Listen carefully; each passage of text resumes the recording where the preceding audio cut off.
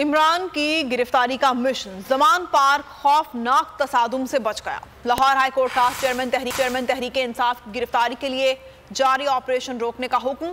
Justice Tariq Salim ने कहा कि मुझे शहर में अमन चाहिए। जब तक इस्लामाबाद हाई कोर्ट का फैसला नहीं आता तब तक जमान पार्क पर एक्शन रोक लिया जाए। तोशा खाना केस में इस्लामाबाद हाई कोर्ट ने फैसला सुना दिया। इमरान खान के वारंट गिरफ्तारी बरकरार रखे गए हैं।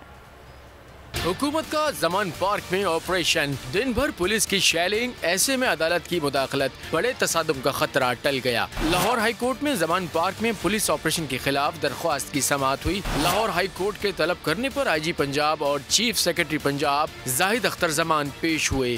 IG पंजाब ने अदालत को बताया कि इमरान खान की गिरफ्तारी के लिए इस्लामाबाद पुलिस के कहने पर नफरी फराहम की। पुलिस को असलहा नहीं दिया गया। उनका दावा था कि पुलिस पर हमला किया गया जिससे जवान जख्मी हुए हैं। IG के मौके पर जस्टिस तारिक सलीम ने कहा कि मुझे शहर में अमन चाहिए।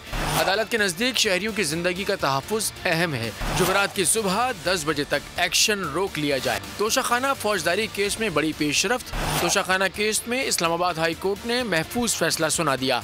इमरान खान के नाकाबिल जमानत वारंट गिरफ्तारी बहाल रहेंगे। चेयरमैन PTI को ट्रायल कोर्ट से रुजू करने का हुक्म, दरख्वास्त खारिज कर दी गई। अदालत ने हिदायत की कि इमरान खान अपनी दरख्वास्तें सेशन कोर्ट में दायर करे। जो यकीन दहानी यहाँ जमा कराई गई है वो ट्रायल कोर्ट में जमा कराई जाए।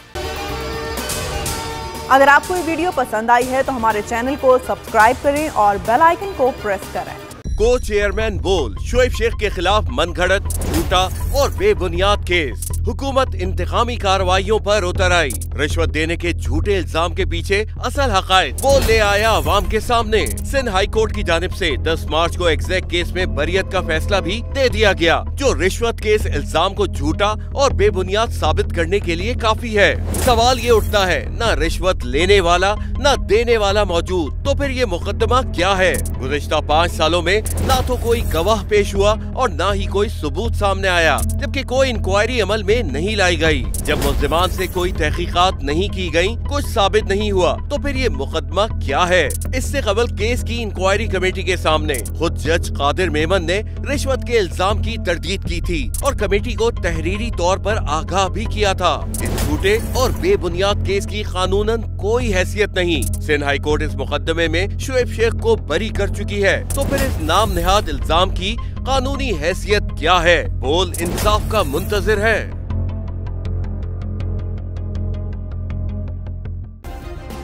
सब्सक्राइब करें और बेल दबाएं ताकि कोई खबर रह न जाए।